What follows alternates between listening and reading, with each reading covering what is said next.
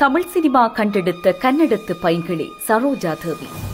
சரோஜா தேவி அவர்கள் 1938ஆம் ஆண்டு ஜனவரி 7ஆம் நாள் இந்தியாவின் கர்நாடக மாநிலத்தில் உள்ள பெங்களூரில் பைரப்பா என்பவருக்கும் ருத்ரமாவுக்கும் 4வது மகளாக பிறந்தார். சரோஜா தேவி அவர்கள் பெங்களூரில் உள்ள புனித தெரேசா பள்ளிக்கூடத்தில் தன்னுடைய பள்ளி படிப்பை தொடங்கினார். அப்பொழுது பள்ளிகளுக்கிடையே நடந்த ஒரு இசை போட்டியில் இந்தி பாடல் ஒன்றை பாடினார். அந்த நிகழ்ச்சிக்கு கன்னட திரையுலகின் பிரபல நடிகரும் பட அதிபருமான ஹன்னப்ப பாகவதர் வந்திருந்தார். சரோஜா தேவி பாடலை கேட்ட அவர், இந்த பெண் நன்றாக பாடுகிறாள், இவரை சினிமாவில் பின்னணி பாட வைக்கலாம் என நினைத்து அவரை ஸ்டுடியோவுக்கு அழைத்துச் சென்று குரல் வளத்துக்கான சோதனை செய்தார். அப்பொழுது அவருக்கு சரோஜா தேவியை நடிகையாக்கினால் என்ன என்ற எண்ணம் தோன்றுகிறது.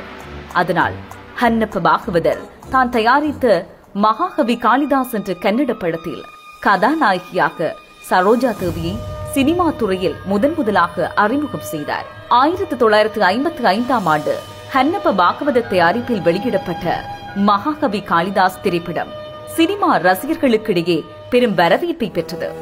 அவருடைய முதல் படமே அவருக்கு மாபெரும் வெற்றி படமாக அமைந்ததால் தொடர்ந்து பட வாய்ப்புகள் வரத் தொடங்கின. குறுகிய காலத்திற்குள் தமிழ், தெலுங்கு போன்ற பிறமொழி திரைப்படங்களில் நடிக்க தொடங்கிய அவர் சுமார் 200க்கும் மேற்பட்ட திரைப்படங்களில் நடித்து அபிநய சரஸ்வதி என அழைக்கப்பட்டார். கன்னடத்தில் தாம் நடித்த முதல் படத்திலேயே கதாநாயகியாக புகழ்பெற்ற அவர் 1958ஆம் ஆண்டு மணாலினி மங்கையின் பாக்கியம் என்ற திரைப்படத்தில் தமிழ் சினிமாவில் அறிமுகமானார்.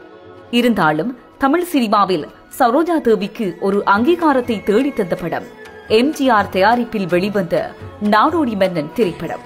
இதன்பின் 1959ஆம் ஆண்டு ஸ்ரீதரன் இயக்கத்தில் வெளிவந்த கல்யாண பரிசு திரைப்படம் தமிழ் சினிமாவில் அவருக்கு நட்சத்திர அந்தஸ்து பெற்றுத் தந்தது.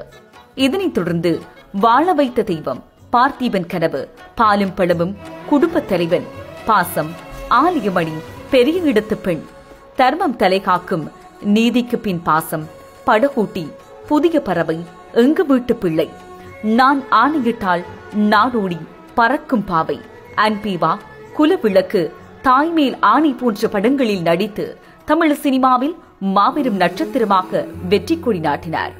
1965இல் கர்நாடக அரசால் அபிநய சரஸ்வதி எனும் பட்டமும், 69ஆம் ஆண்டு இந்திய அரசால் பத்மஸ்ரீ விருதும், 80ஆம் ஆண்டு கர்நாடக அரசால் அபிநந்தன் காஞ்சனாமாலா விருதும், 89இல் கர்நாடக அரசின் ராஜ்யோத்சவ விருது, 1992 மத்திய அரசால் பத்மபூஷன் விருது, இப்படி இவர் பெற்ற விருதுகள் பல. திரைப்படத்துறையில் சுமார் 1/4 நூற்றாண்டுக்கு மேல் முன்னணி கதாநாயகியாக விளங்கிய இவர் சினிமாவில் தன்னுடைய நடிப்புக்கென தனிப்பாணியை உருவாக்கிக் கொண்டவர். ஆடை, அணிகலன்கள், சிகை அலங்காரம் என அனைத்திலும் புதுமையை புகுத்தியவர்.